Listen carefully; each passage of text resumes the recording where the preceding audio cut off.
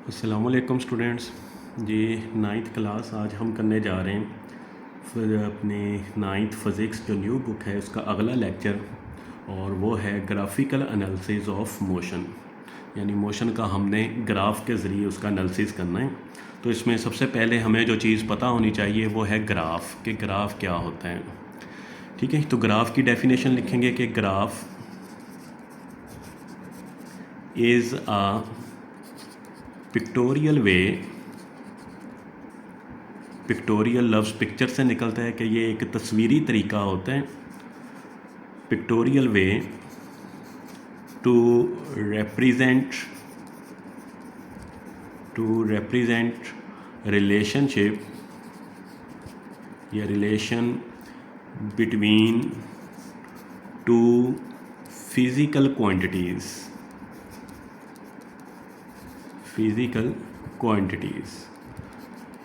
Graph एक ऐसा तस्वीरी खाका है या तस्वीरी तरीका है जिससे दो फिज़िकल क्वांटिटीज़ के दरमियान जो रिलेशन है वो ज़ाहिर किया जाता है। ठीक है, अब ये दो फिज़िकल क्वांटिटीज़ क्या होती हैं जिनके दरमियान हमने एक रिलेशन ड्राइव करना है। तो इन क्वांटिटीज़ में ये जो दो हमने कहा कि दो फिज़िकल क्वांटिटीज़ हैं, इनमें एक को कहते हैं इंडिपेंडेंट क्वांटिटी। ये एक ऐसी क्वांटिटी होती है जो किसी दूसरे पे डिपेंड नहीं करती। ठीक है, इंडिपेंडेंट क्वांटिटी जो किसी भी दूसरी मिकदार पे डिपेंड नहीं करेगी, बल्कि इसको चेंज करने से दूसरी मिकदार चेंज हो जाएगी, तो वो क्वांटिटी क्या कहलाएगी? इंडिपेंडेंट क्वांटिटी कहलाएगी। और इसको हमने अलोंग एक्स एक्सिस लेना है। ठीक है, इंडिपेंडेंट क्वांटिटी जो भी होगी इसको हमेशा हमने एक्स एक्सिस के अलोंग लेना है। दूसरी जो क्वांटिटी होती है उसको कहते हैं डिपेंडेंट क्वांटिटी। डिपेंडेंट क्वांटिटी वो मिकदार होती है जो किसी दूसरी मिकदार पे डिपेंड कर रही होती हैं। ठीक है, ऐसी क्वांटिटी जो किसी दूसरे पर इन्हिसार कर रही होती है तो इसको हम कहते हैं डिपेंडेंट क्वांटिटी, और इसको हमेशा अलोंग वर्टिकल यानी वाई एक्सिस के ऊपर हम लेते हैं। तो ये चीज़ें याद रखनी है कि हर दो क्वांटिटीज़ जिनका हमने रिलेशन लेना है उसमें एक इंडिपेंडेंट क्वांटिटी होगी और एक क्या होगी? डिपेंडेंट क्वांटिटी होगी। अब हम इसकी एग्जांपल लेते हैं कि फॉर एग्जांपल मैं ग्राफ ड्रा करना चाहता हूँ डिस्टेंस और टाइम के दरमियान। डिस्टेंस और टाइम। अब टाइम एक ऐसी क्वांटिटी है जो किसी भी दूसरी क्वांटिटी पे डिपेंड नहीं करती। दुनिया में जितनी भी चीज़ें हैं वो सारी की सारी टाइम पे डिपेंड कर रही हैं। ठीक है, लेकिन टाइम किसी चीज़ पे डिपेंड नहीं कर रहा। ठीक है, ख़ास आप डिस्टेंस कवर कर रहे हैं या नहीं कर रहे, टाइम हमेशा जो है वो गुजरता जाएगा, क्योंकि कोई भी चीज़ टाइम किसी भी चीज़ के ऊपर डिपेंड नहीं करता। तो टाइम जो है इसको हर दफ़ा जो है वो हम अलोंग एक्स एक्सिस लेंगे, क्योंकि ये कौन सी क्वांटिटी होगी? ये होगी इंडिपेंडेंट क्वांटिटी होगी।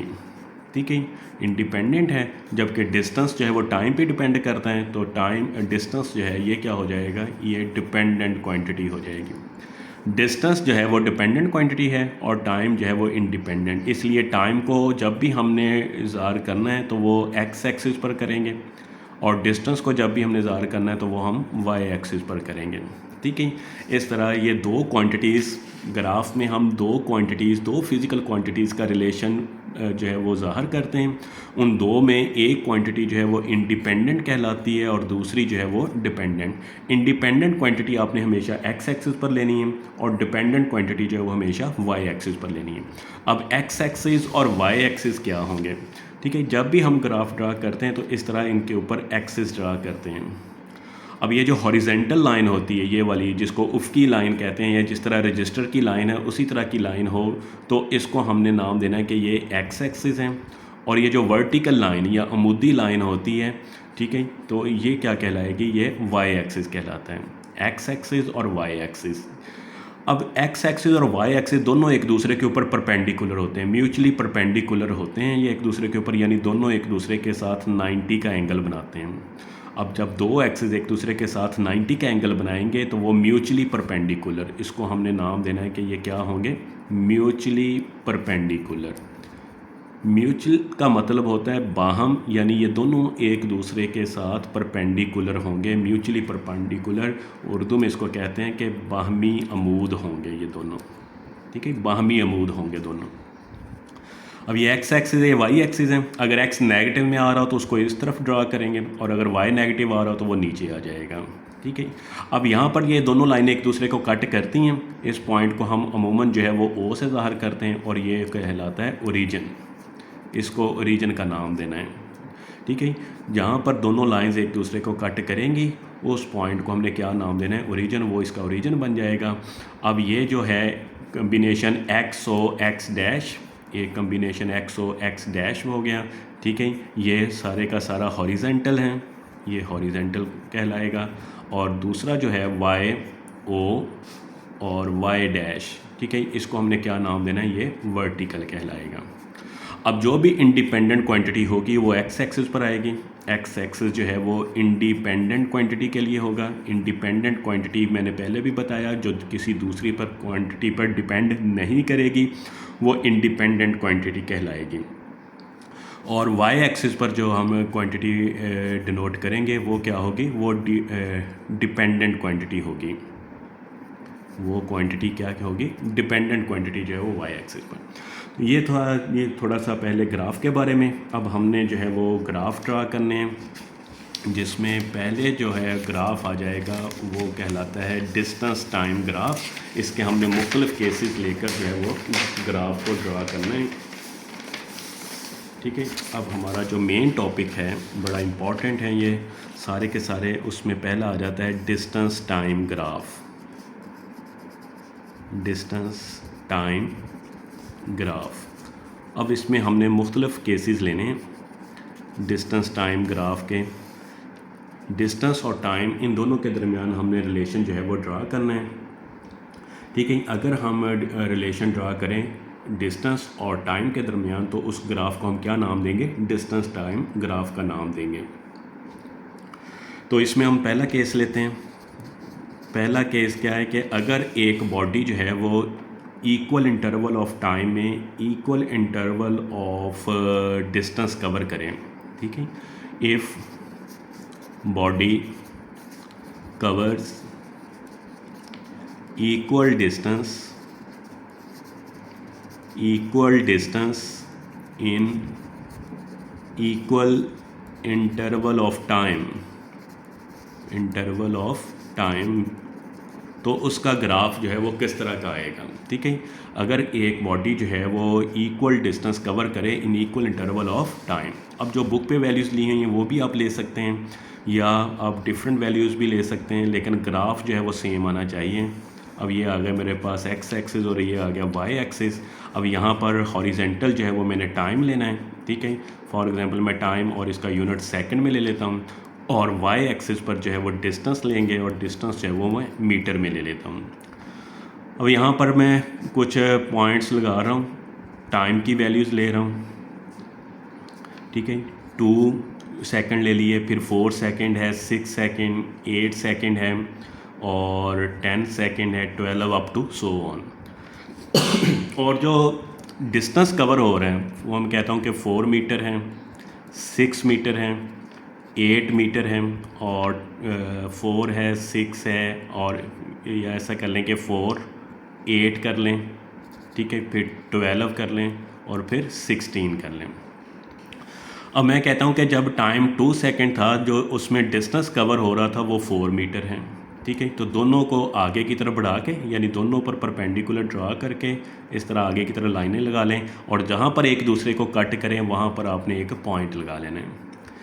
अब इक्वल इंटरवल ऑफ टाइम लेना है और इक्वल इंटरवल ऑफ डिस्टेंस लेना है। अब मैं कहता हूँ कि टाइम 2 से 4 हो गया, और डिस्टेंस जो है वो 4 से 8 हो गया। अब दोनों को आगे की तरफ बढ़ा के जहाँ पर वो एक दूसरे को कट करे होंगे वहाँ पर हमने एक पॉइंट लगा लेना है। फिर टाइम जो है वो 6 ले लिया, और डिस्टेंस जो है वो 12। ठीक है, फिर टाइम जो है वो 8 है, 2 का डिफरेंस आ रहा है, जबकि डिस्टेंस में भी हमने सेम डिफरेंस मेंटेन किया हुआ है, तो वो 16 आ गया। ठीक है, इस तरह आप अगली वैल्यूज़ भी ले सकते हैं। तो अब ये जो पॉइंट्स हमने लगाए हैं जहाँ पर दोनों वो एक दूसरे को कट कर रहे थे, इन डॉट्स को आपस में मिलाना शुरू कर दें, तो आप देखेंगे कि आपके पास एक स्ट्रेट लाइन आ गई है। ठीक है, अगर कोई बॉडी इक्वल डिस्टेंस कवर करे इन इक्वल इंटरवल ऑफ टाइम, तो ये जो हमारे पास चीज़ आएगी, लाइन आएगी, ये एक स्ट्रेट लाइन आएगी। क्या होगी ये? Straight line. और स्ट्रेट लाइन का मतलब होगा कि बॉडी जो मूव कर रहा है वो यूनिफॉर्म स्पीड से मूव कर रहे हैं। बॉडी जो मूव करेगा वो यूनिफॉर्म स्पीड से मूव करेगा, क्योंकि अगर हम डिस्टेंस को टाइम पे डिवाइड करते हैं, ये जो डिस्टेंस हमने वर्टिकल लिया इसको टाइम पे हॉरिजेंटल पे डिवाइड करें तो हमारे पास जो वैल्यू आती है वो एवरेज वेलोसिटी या वेलोसिटी की वैल्यू आती है। तो अब चेंज इन टाइम जो है वो चेंज इन डिस्टेंस वो सारे के सारे इक्वल आ रहे हैं, तो इसका मतलब है किसी भी पॉइंट पर जो स्पीड है वो चेंज नहीं होगी। अब किसी भी पॉइंट पर स्पीड निकाल सकते हैं तो आपको एक जैसा रिज़ल्ट मिलेगा। जैसे यहाँ पर डिस्टेंस जो है वो 4 है और टाइम 2 है, डिस्टेंस 4 पुट करें और टाइम को 2 पुट करें तो आपके पास जो आंसर है वो 2 मीटर पर सेकेंड आ गया। ठीक है, फिर नेक्स्ट टाइम डिस्टेंस 8 हो गया, डिस्टेंस 8 है और टाइम जो है वो 4 है, तो 8 को 4 पे डिवाइड करें तो दोबारा फिर आपके पास 2 ही आ जाएगा। फिर आपने डिस्टेंस कर दिया 12 और टाइम कर दिया 6, तो फिर आंसर क्या आएगा? 2 आ जाएगा। अब आप देख रहे हैं कि हर दफ़ा हमारे पास जो स्पीड आ रही है वो सेम ही आ रही है, एक जैसी आ रही है। तो ये ज़ाहिर करता है कि when body covers equal distance in equal interval of time then we got the uniform speed. फिर जो स्पीड आएगी वो यूनिफॉर्म स्पीड आ जाएगी। ये तो था जी पहला ग्राफ जिसमें बॉडी जो है वो इक्वल डिस्टेंस कवर कर रही है इन इक्वल इंटरवल ऑफ टाइम में। अब हम इसका केस 2 लेते हैं। केस 2 इसका, हाँ जी, केस 2 क्या है कि if body does not cover equal distance in equal interval of time,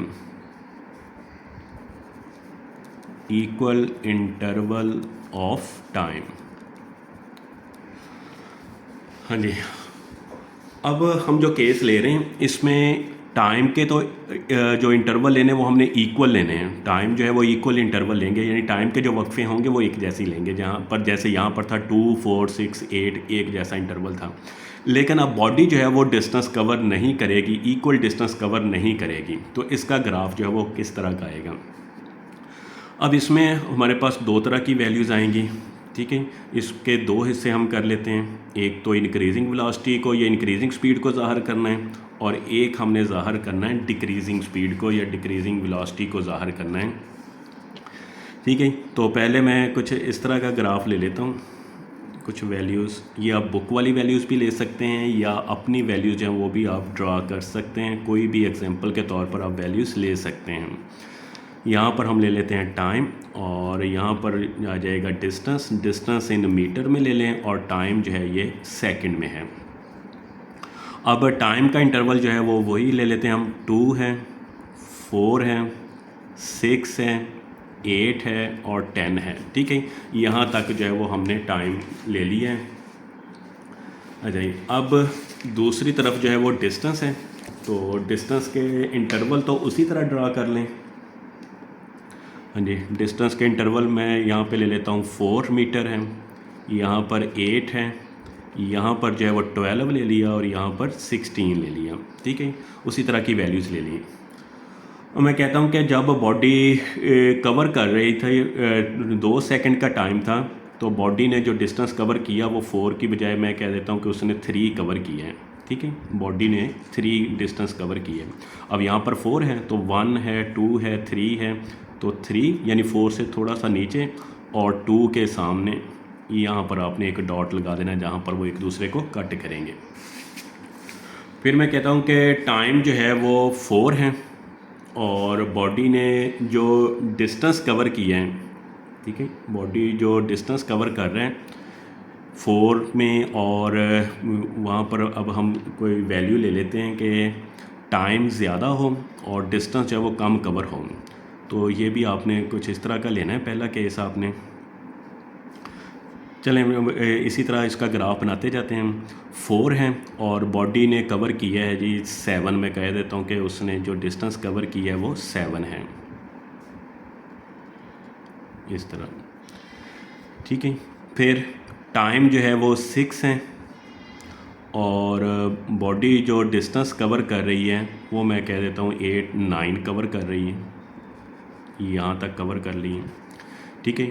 फिर जो है वो टाइम आ गया 8 और बॉडी जो है वो कवर कर रही है 10 मीटर या 11 मीटर का डिस्टेंस कवर कर रही है, ठीक है। फिर आ गया कि टाइम जो है वो 10 है और बॉडी जो है वो मैं कह देता हूँ कि वो 14 का डिस्टेंस कवर कर रही है। अब इन पॉइंट्स को आपस में मिलाएं तो आप देखेंगे कि ये स्ट्रेट लाइन नहीं आएगी, बल्कि ये एक ऐसी कर्व आ रही है जो कि डाउनवर्ड है, जो कि डाउनवर्ड को ज़ाहिर कर रही है, ठीक है।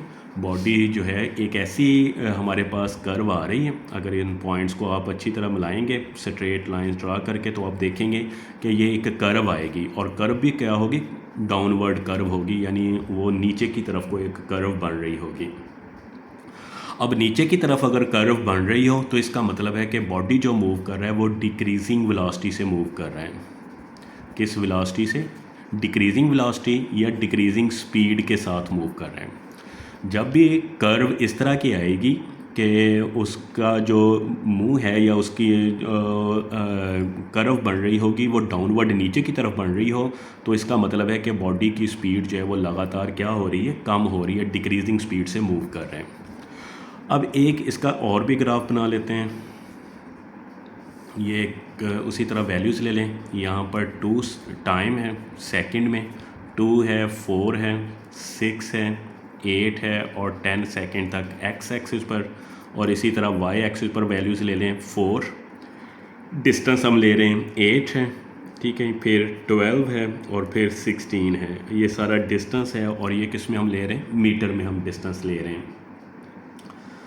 अच्छा, अब क्या होगा, अब मैं कहता हूँ कि जब टाइम जो है वो हमने 2 सेकंड लिया, बॉडी ने जो डिस्टेंस कवर किया वो 1 का किया है, ठीक है। बॉडी ने जो डिस्टेंस कवर किया है वो 1 मीटर का डिस्टेंस कवर किया है। तो इसके सामने जो है वो आप एक पॉइंट लगा दें यहाँ पर। अब जब टाइम हमने 4 लिया तो बॉडी जो है वो 3 मीटर का डिस्टेंस कवर कर रही है, 4 के सामने और 3, ठीक है। डिस्टेंस अब आपने इक्वल नहीं लेना। जब 6 का कवर किया है टाइम जो है, जब हम 6 ले रहे हैं तो बॉडी हम कह देते हैं कि उसने 5 का डिस्टेंस कवर किया, 5 मीटर का। और जब हम 8 ले रहे हैं टाइम जो है वो 8 सेकंड का ले रहे हैं तो बॉडी में कह देता हूँ कि वो 7 का डिस्टेंस कवर कर रही है। और जब हम 10 ले रहे हैं, ठीक है, 10 के सामने, और तो फिर मैं कह देता हूँ कि बॉडी जो है वो 11 का डिस्टेंस कवर कर रही है। अब इस पॉइंट को भी आप मिलाएं आपस में सारे पॉइंट, तो ये पॉइंट्स भी एक स्ट्रेट लाइन को ज़ाहिर नहीं करेंगे। इस तरह का हमें ग्राफ मिलेगा। लेकिन ये जो कर्व बन रही है, ये कर्व जो है, अब देखें कि ये इसका जो है फेस है वो ऊपर की तरफ है, तो इसको कहते हैं अपवर्ड। अब जो कर्व आ रही है वो अपवर्ड कर्व आ रही है। अपवर्ड कर्व का क्या मतलब होगा कि बॉडी जो मूव कर रहा है वो equal distance in equal interval of time तो नहीं है, लेकिन वेलोसिटी या स्पीड लगातार बढ़ रही है, इंक्रीजिंग स्पीड के साथ बॉडी जो है वो मूव कर रहा है, ठीक है। बॉडी जो मूव कर रहा है वो इंक्रीजिंग स्पीड के साथ मूव करेगा। ये थे दूसरा केस जिसमें बॉडी जो है वो if body does not cover equal distance in equal interval of time, यानी हमें जो स्पीड मिल रही थी वो एक जैसी नहीं मिल रही थी, तो इसको कहते हैं वेरिएबल स्पीड। ये दोनों ग्राफ जो हैं ये किसको ज़ाहिर कर रहे थे, वेरिएबल स्पीड को या वेरिएबल वेलोसिटी को ज़ाहिर कर रहे थे। ये दोनों ग्राफ वेरिएबल स्पीड के हैं। ऊपर वाला जो हमने ग्राफ ड्रा किया जिसमें हमें एक स्ट्रेट लाइन मिल रही थी, ओरिजिन के साथ मैच हो रही थी, ये क्या कहलाती, ये यूनिफॉर्म स्पीड कहलाती है, ठीक है। और इनकी डेफिनेशन अच्छी तरह याद रखनी है। यूनिफॉर्म स्पीड का ग्राफ हमेशा स्ट्रेट लाइन आएगा और उसमें क्या होगा कि body covers equal distance in equal interval of time में वो मूव कर रहा होगा। और अगर हमारे पास स्ट्रेट लाइंस नहीं आ रही तो इसका मतलब है कि body does not cover equal distance in equal interval of time, तो बॉडी जो है वो इक्वल डिस्टेंस कवर नहीं कर रहा, तो इसकी जो ग्राफ है वो हमें अपवर्ड कर्व की सूरत में आएगा या डाउनवर्ड कर्व की सूरत में आएगा। तो ये दोनों क्या कहलाएंगे कि किस तरह बॉडी मूव कर रहा है, वेरिएबल स्पीड के साथ मूव कर रहे हैं। अब हम चलते हैं, इसका केस नंबर है जी 3। ठीक है, केस नंबर है इसका 3 और इसमें हम देखेंगे कि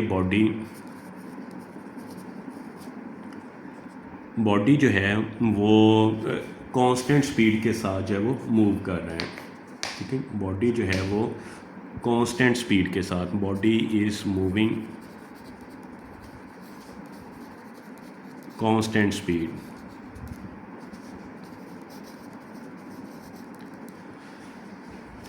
ठीक है, बॉडी जो है वो मूव करेगा तो उसकी जो है उसमें कोई किसी किस्म की कोई चेंजेस नहीं होंगी, या हम ये भी कह सकते हैं कि बॉडी जो है वो रेस्ट की हालत में है। अब यहाँ पे है टाइम 2, 4, 6, 8, ये हमने टाइम ले लिया सेकंड में, और यहाँ पर आ गया 4 मीटर। ठीक है, 6 मीटर, 4 मीटर, 8 मीटर, 12 मीटर है, और फिर आ गया 16 मीटर। इधर हमने डिस्टेंस ले लिया है। ठीक है, इधर हमने डिस्टेंस ले लिया है जो कि मीटर्स में है। अच्छा, अब हम क्या कहते हैं कि बॉडी जो है वो उसने शुरू किया कि वो 8 मीटर पर है। ठीक है, 8 मीटर के डिस्टेंस पर है और वो लगातार 8 मीटर पर ही रहती हैं, जबकि टाइम जो है वो लगातार गुजर रहा है। 2 पर अगर 2 सेकंड है तब भी 8 मीटर में है, 4 है तब भी उसने डिस्टेंस 8 ही कवर किया हुआ है, 6 सेकंड गुजर गए तब भी इतना ही है, 8 सेकंड गुजर गए तब भी इतना ही है, और अगर 10 सेकंड गुजर गए तब भी वही है। तो हमारे पास हम एक स्ट्रेट लाइन आ रही है, लेकिन वो कौन सी है? वो है हॉरिजेंटल स्ट्रेट लाइन। कौन सी होगी ये? हॉरिजेंटल स्ट्रेट लाइन होगी। अब जब भी एक हॉरिजेंटल स्ट्रेट लाइन आ जाए तो इसका मतलब होगा कि बॉडी जो है वो रेस्ट की हालत में है। बॉडी जो है वो मूव नहीं कर रहा, इट इज़ नॉट मूविंग, वो मूव नहीं कर रहा, बल्कि किस हालत में होगा? वो रेस्ट की हालत में होगा। ठीक है, ये था हमारा third case.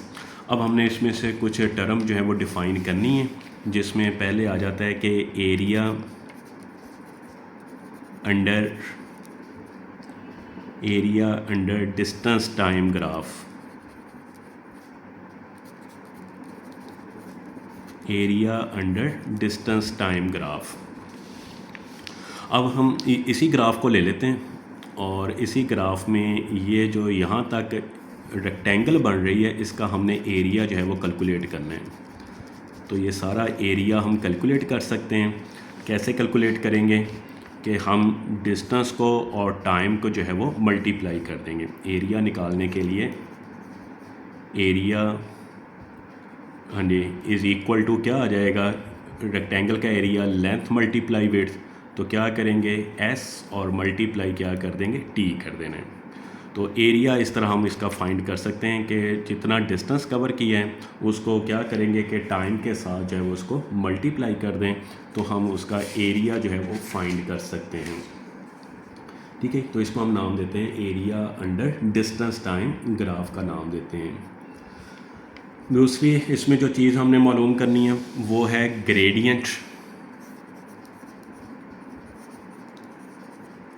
Gradient of distance time graph.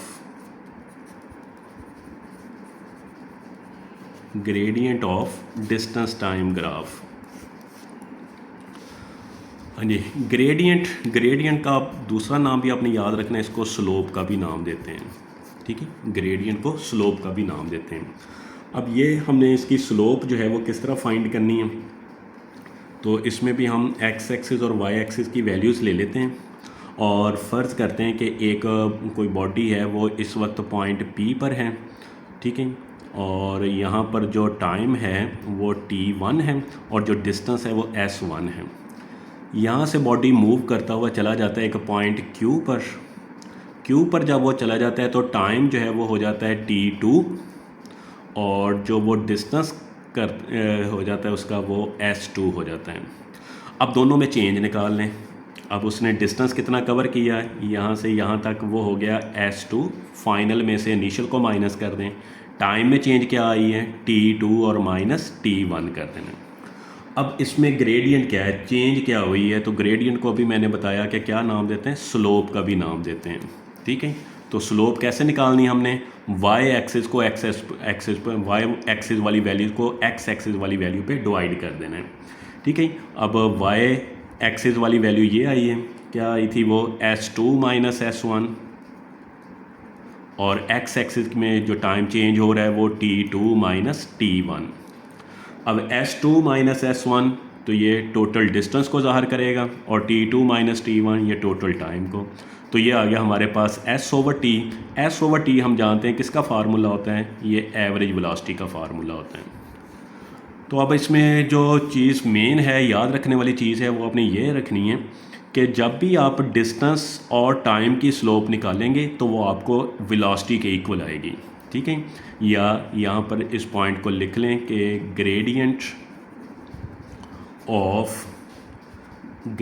Of distance time graph, gradient of distance time graph is equal to average velocity। अब ये सबसे मेन पॉइंट है कि जब भी आप ग्रेडियंट निकालेंगे डिस्टेंस टाइम ग्राफ का तो वो आपको एक एवरेज वेलोसिटी के बराबर वो वैल्यू आएगी। यहाँ पर लफ्ज़ ग्रेडियंट भी यूज़ हो सकता है और स्लोप भी यूज़ हो सकता है। Slope of distance time graph is equal to velocity, या gradient of distance time graph is equal to velocity, तो ये भी वेलोसिटी के बराबर आएगा। ये पॉइंट MCQ के लिहाज से बहुत ज़्यादा इंपॉर्टेंट है, इसलिए इसको अच्छी तरह याद रखना है। Thank you ji.